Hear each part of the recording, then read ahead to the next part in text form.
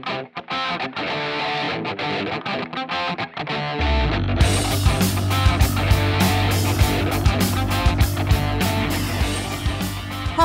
I'm Vickie Sebring, and welcome to My Comic Crush. This is our very first episode, and this is going to be a podcast about my love of comics, and in particularly my love for the comics that are in my collection, which might be a little heavy on the Bronze Age, but, you know, it's what I started with, and it's got a special place in my heart, and I hope it can earn a place in your heart too, and that you'll check it out. Along the way, we're going to dive into my collection all over the place, randomly, occasionally with purpose. And periodically, we'll have special guests, and we'll dive into their collection and the comics that mattered to them over the years. Special stories, special people. I hope you enjoy it, and let's get into it. So, joining me today, we have Mr. Scott Sebring, the yin to my yang. Hello. Today, we're going to get into the comic that didn't necessarily start me collecting, but it definitely made me love comics. This is the first comic book I can tell you I love this comic. And that is Ms. Marvel, Volume 1, Number 21, originally published December 1978. The title of this particular issue is Devil in the Dark. Editor-in-Chief Jim Shooter. Cover artist Dave Cockrum and Joe Rubinstein. Writer was Chris Claremont, someone else who is near and dear to my heart. And penciler Dave Cockrum, inker Al Milgram, colorist Bob Sharon, letterer Denise Wall, and editor Roger Stern. So, you were saying this thing was, it's dated like December 78, and these things are notorious for like coming out, months before that actual, month or what have you. I think so they would stay on the stands back then. So where'd you find your first issue? I came across this where I got all my comics at that point in time at the 7-Eleven in the rotating wire spindle. And they don't even have those anymore. Oh, I'm sure they're out there somewhere. I'm sure they still are out there somewhere. Just hopefully the comics aren't in them. I don't care if you put the regular magazines in them, but not the comics. Not unless they're already on bags and boards, Oh, did you get bags and boards with yours back in the day? No. At this point in time, that was a totally alien concept to me, and I have to say, I read this comic book until it literally disintegrated. It was abused and tattered, and it either fell into pieces, too small to recognize, or my mother eventually took mercy on it and tossed it, which, if I knew, it would have upset me greatly. So, how old were you when you came across this one? I was 8 years old, and it hit my psyche like a gold brick wrapped in lemon. Let me tell you, it was like water to somebody who's been trapped in the desert for 10 days and is dying of thirst. It's that oasis. It's hard to explain how heavily I imprinted on this particular issue. And it's not that it wasn't my first ever comic book, because I'd read other comic books. I'd read some Fantastic Four. I'd read Archie and okay, I read Richie Rich. I admit it. So I'd been exposed to other comics before. I'd been exposed to other superheroes. Like I said, I read the Fantastic Four, and I'd been exposed to female superheroes. So you had Sue Storm in the Fantastic Four, but at this period in time, she's really, really lame. I mean, don't get me wrong. I love the Invisible Woman, but at this point in time, she's still the Invisible Girl, and her primary function is she's either a hostage or she's maybe turning invisible and trying to scout, or she's maybe producing a force field that they are hiding behind or under while they're under attack. And generally she winds up collapsing from the strain or whatever. She's very limited character at this point. She's not the character that she becomes. You know, Sue Richards today, wow. Totally awesome. Totally, unbelievably fantastic character. But it seems like, yeah, she wasn't completely really realized No, at that she particular was time. she was not realized. She was so far from her potential. And she has an amazing potential.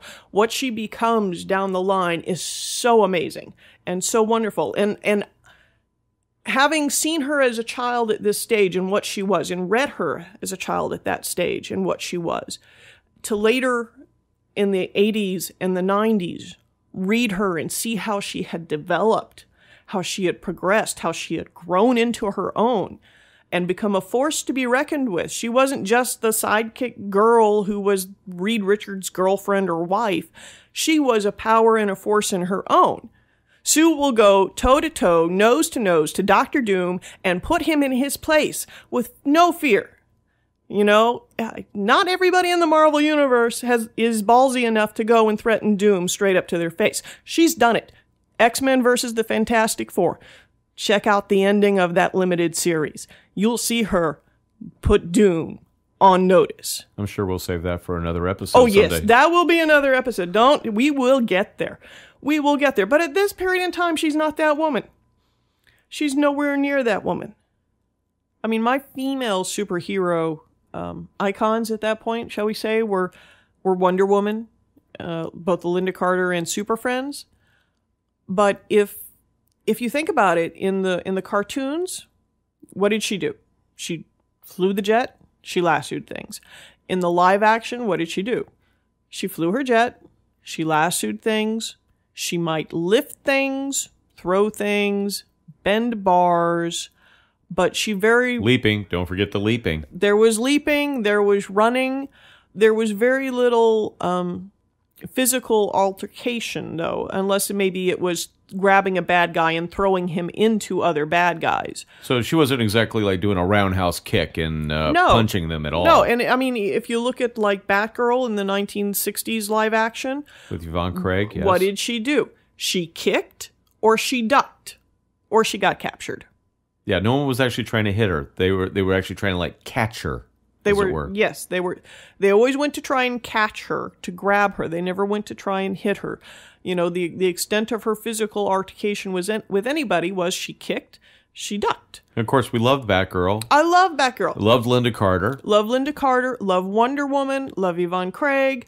Love them all. But they were kind of products of that time. Well, very much so. I mean, the ones in the 70s, especially like the Super Friends and the Linda Carter series. That was the more common depiction. Well, it was also, they toned down even the violence they used to have in the 60s for the most part. Not so much on the women part, but just even on the men part. I mean, even in the Super Friends, Batman and Robin never fought anybody. They would throw their batarangs to climb a wall, or they would drive Wendy and Marvin around. They took the Human Torch out of the Fantastic Four cartoon and gave us that god-awful Herbie the robot. Oh, I didn't want Herbie the robot. I hate Herbie the robot. Not quite as much as I hate Scrappy Doo, but I hate him a whole lot. Wow. Well, what I was getting at, though, was that, I mean, some of these decisions, like in the 60s and so forth, like Batgirl couldn't kick, or she couldn't really get into a scrapping fight. I think that was more of a producer type thing and maybe more of a social thing, but you didn't get exposed to like Emma Peel back then. Sadly, no. I love Emma Peel. Emma Peel rocks. And back then, she was kicking, slapping, chopping, I would have tumbling. taken to her like a house on fire back then, but I didn't get, sad to say, I did not get that exposure. And of course, great fashion sense. Oh, awesome fashion sense. Totally. But I mean, like I said, you would probably, I know you love her now, but back then she probably would have hit you probably almost as hard as Carol did. She probably would have. If I had been exposed to her at that point in time, she probably would have hit me probably really hard. So when I came across Ms. Marvel, she is independent. She is confident. She is assertive. And she kicks butt. Take the cover of this issue. I know that you can't see this, but we'll have a picture of it up on the website, so maybe you can. The cover of this issue is wow. What you have is you have Ms. Marvel in a very, shall we say, Shades of Samson type of pose, where she's in between a doorway or two stone pillars, and she's pushing them apart and bringing the whole structure down upon the heads of the lizard people who are scurrying around below her. Wow. I mean, just wow. She's the only human on this cover. She's the only one engaged in a non-panicky action. Wow. Okay? Love this cover. I think it sums up what a strong character she is so beautifully.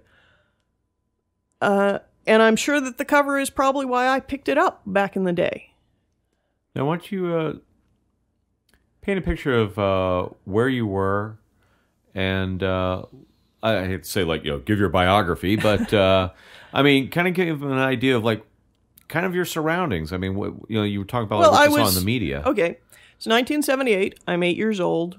I'm in Woodbridge, Virginia. I'm an Air Force brat, and at the time, my dad was stationed at the Pentagon, so we're living in Virginia.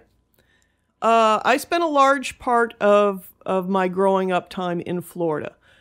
Got a lot of family in Florida. When we weren't living in Florida, if summertime came around, we'd pack in the car and down we'd go to see the relatives. So I have a very strong affinity and identity with Florida. But I have also lived in Oklahoma, Texas, and I was born in New York. But now, Southern ladies, they weren't like knocking down like, pillars with lizard people know how. Oh, no. So this wasn't even close to something that you would have thought of in your world. No, and it really wasn't something that probably my mother would have approved of, this type of behavior. But it was something I was hungry for.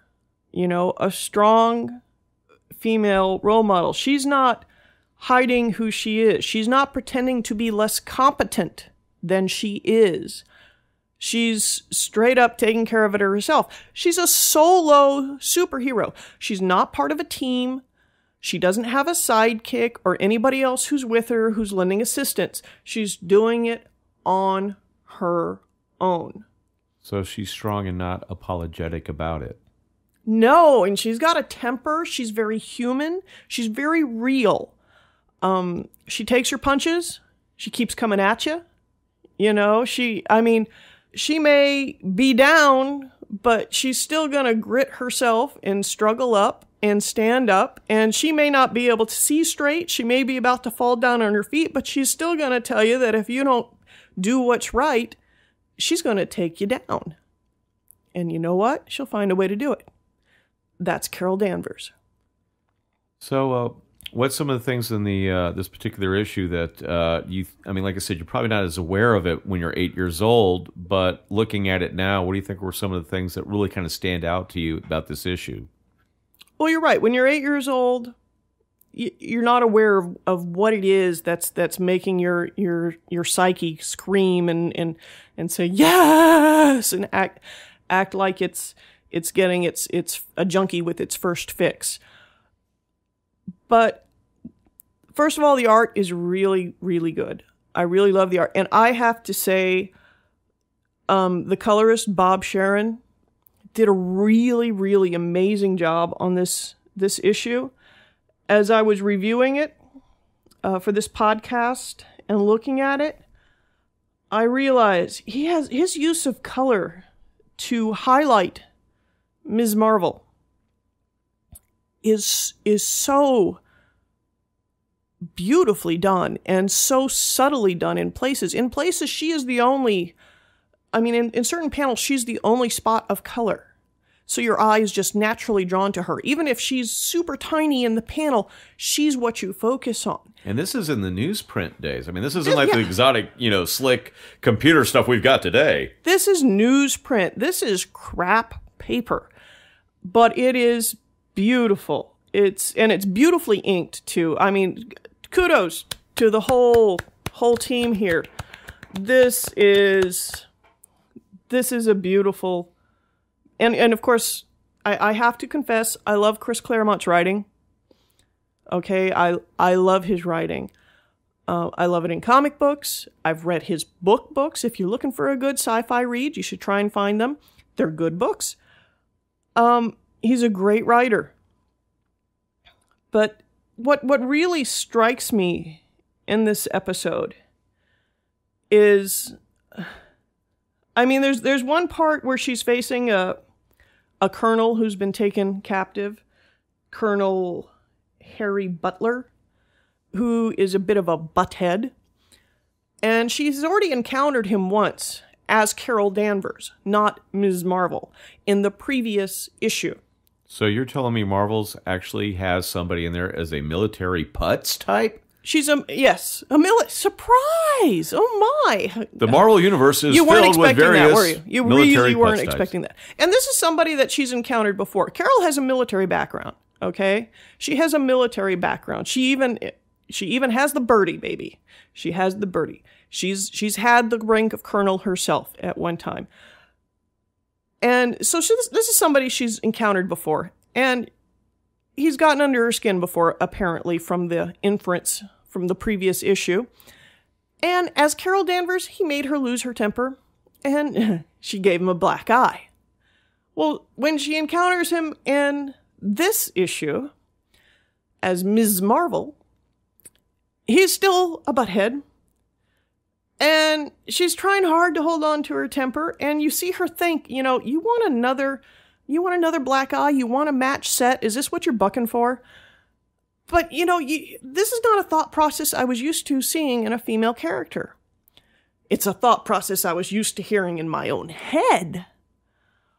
But to be able to see it actualized, to have a character actualized and fleshed out that way, was such a novel experience for me. It was so fabulous. You mean little girls can't think those type of things? Especially back then, you really weren't encouraged to. And to get a role model like this at such a young age, such a strong, assertive role model. So finding a character like Ms. Marvel, who is independent, and she's standing on her own, and she's doing it all her own. She's saving herself. She's saving the colonel. She's saving other men and women. This is like a bolt of lightning. It's like you can do it yourself. You can stand on your own. And you know what? It's okay. You have a temper. You can acknowledge that. Other people have tempers too. You got to learn to try and control it. But even Ms. Marvel loses her temper now and again. It was just so, I almost want to say endearing. It's like, oh, hey, you're normal. You're not that out of line. And especially for myself, I was a very shy child. Very, very shy. I'd rather read than talk to anybody. So I spent a lot of my time reading, and in books, it's, well, you probably don't know, but you probably had your own experiences with being certainly. a little out of step with the norm. I think I still am. So, but Well, I'm not going to argue with you. I'm sure I am as well, but I mean, it seems like this was a comic, or at least a character, that whether you were conscious of it at the time or not, you were definitely relating. Oh, totally relate. This is somebody I wanted to be. I wanted to be like this. I wanted to be this confident, this assurant, and this unapologetic for being good at what I do, for being smart enough and strong enough, and for being the one to take charge and try and fix it. I mean, the people in this, the people that were in this book, in this issue, were actually depending on her. I mean, they were looking to the Colonel. No, the Colonel already got his butt captured. And while Ms. Marvel also got herself captured, she still got... How did she manage to get captured? Psychic whammy. Oh, no one expects the psychic whammy. The psychic whammy will get you every time. That and the wizards. Psychic whammies and wizards, they'll mess you up, man. But she wound up getting captured because psychic whammy. All the others got captured because they were just sheerly overpowered. And they all got their clothes taken away. So they're just dressed in whatever scraps. Ms. Marvel is still in her uniform because they couldn't physically overpower her. The lizard people could not physically overpower her, which was something they had never encountered. Even later on in the issue, when she's before the High Council, they even say, we've never encountered a human with your capabilities and strength before, and this poses us a dilemma. Now, were the lizards trying to attack the humans or the human world? I mean, what was the lizard story? The lizards weren't trying to attack the human people. Not necessarily. They had evolved as a byproduct of atomic nuclear device testing. In the desert. And because of the radiation and the weird atmosphere in the area, they had evolved into intelligent lizard people. And apparently, at one time, they had even eaten people, because lizards eat meat. But they had evolved to a point where they no longer, they said, no, you can't eat the humans. They're sentient. You shouldn't really kill them either. So this was the lizards' code that they were developing. But because they're familiar with people and they've seen us, they know that if people know about them, they're going to kill them, dissect them. Basically, the lizards are going to get wiped out in one way or another, and it won't be pleasant. So they live in hiding in caves in the desert. And what they do is whenever anybody stumbles upon them, they capture them. And they throw them in a cave. And they keep them there. And this is how Ms. Marvel comes to be checking it out, is because when they captured one of her reporters, because at this point in time she is the editor for Woman magazine, and constantly butting head to head with J. Jonah. Good old JJJ. Good old JJJ. But they'd also, captured a number of military personnel as well, because there were military encampments in the area. And Carol was there primarily looking for the reporter. And that's how she got whomped into all of this. And she tries to negotiate a diplomatic solution, to getting the people free. But as far as the lizards are concerned, there is no way to set them free without endangering themselves. Their main problem is what to do about her, because she's too strong for them to really restrain consistently. She can beat their strongest warriors. They've already proven this. And not really getting anywhere, but she's trying to be diplomatic. She's trying to solve this, find a way through this where both sides can get what they need to get without resorting to violence. However, sometimes, warriors get a little testy. And one of the warriors didn't appreciate her speaking back to the counselors. And so he hits her, sucker punches her. Right backside of the head, and says, we don't need to listen to humans. All we need to do is smash them. Well, like I said, Carol's got a temper. Yeah, that went over well. Basically what Carol said or thought, if I remember correctly, the exact words a little hazy, but pretty much was, I'll show you, smash. And then she did. And there's, battles ensue, and in the end she winds up fighting their major guardian, who's this giant cobra, and she winds up, of course, dealing with cobra venom in her system, because of course she gets cobra venom in her system. And this is a huge snake, beautifully drawn and inked, I have to say. Nice job again, guys. Now, was she still part Kree, right? She is part Kree.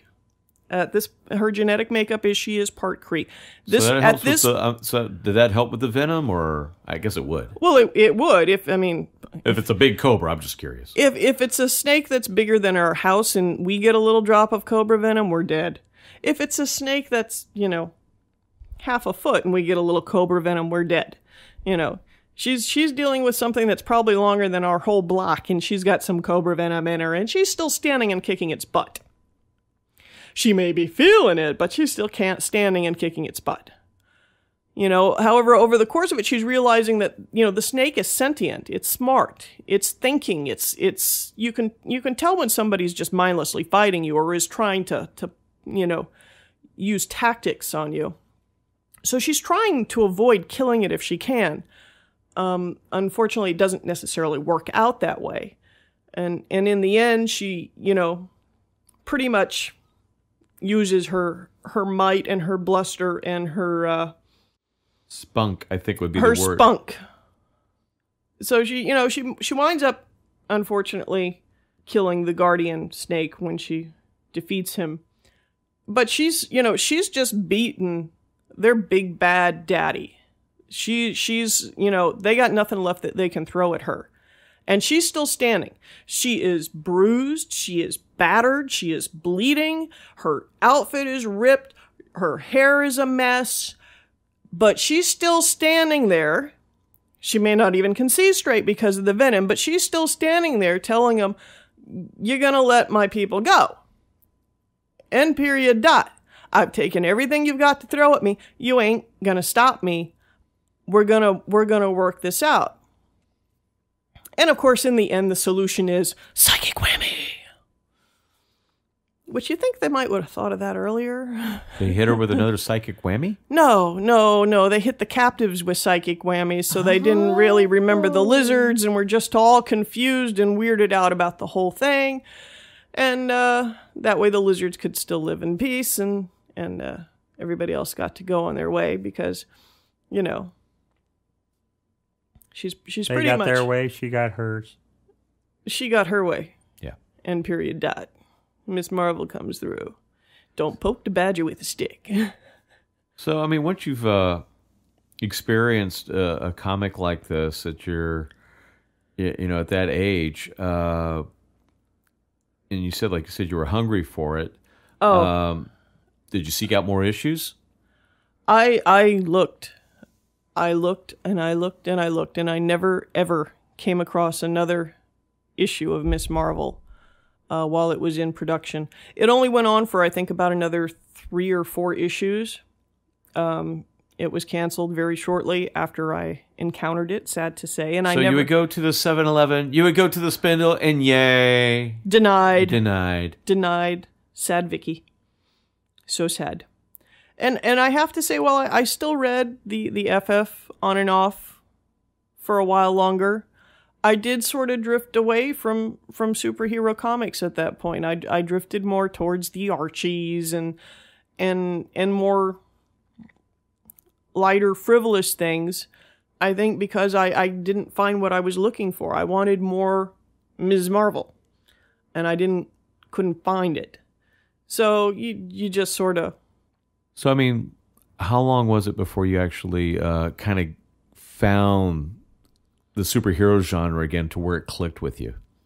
In comics, it's going to be about 4 years. It would be like end of 1982, beginning of 1983, when I would stumble across the next superhero comic that would just reach out and grab me by the throat and not let go. And that issue is what started me down the road for collecting. It's what started me looking for more of that particular comic, trying to find back issues, other comics associated with it, and eventually led me to my very first comic book store, Star Comics in Lubbock, Texas on 34th Street. My very first comic book proprietor, the wonderful and much beloved Sid, who meant a very great deal to me as a young girl, preteen. His kindness was very much appreciated, and I understand he is no longer with us, but I am happy to learn that his nephew is still running Star in the same location, and it's still doing strong, and I'm sure it's still a great store. So, I mean, it was really like your first comic book sanctuary, your first, like, comic book home, you know? My first comic book home, my first comic book guardian angel. He's always going to have a special place in my heart, and I really want to dedicate this podcast, especially this first episode, to Sid and Star Comics. And all those other brick and mortars out there, really. All the other brick and mortars out there who are the comic book home and safe haven to so many other geeks and comic addicts. It's really wonderful to have a comic book home. That store where you go and you dig in the boxes and the old issues and you just feel normal and totally at home. Welcomed. You feel that sense of belonging, you know. Here is your tribe. So this episode is dedicated to Sid. And with that, I'm going to sign off. I'm Vickie Sebring. And I'm Scott Sebring. And I hope you'll join us next time on My Comic Crush.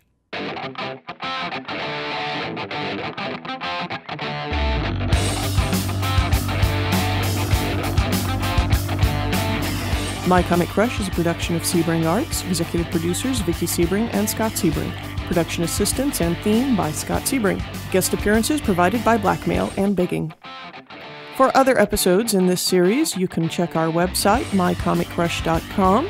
You can also find us on iTunes, Podcast Republic, and anywhere other fine podcasts are available. Until next time, I'm Vickie Sebring. Now go read something.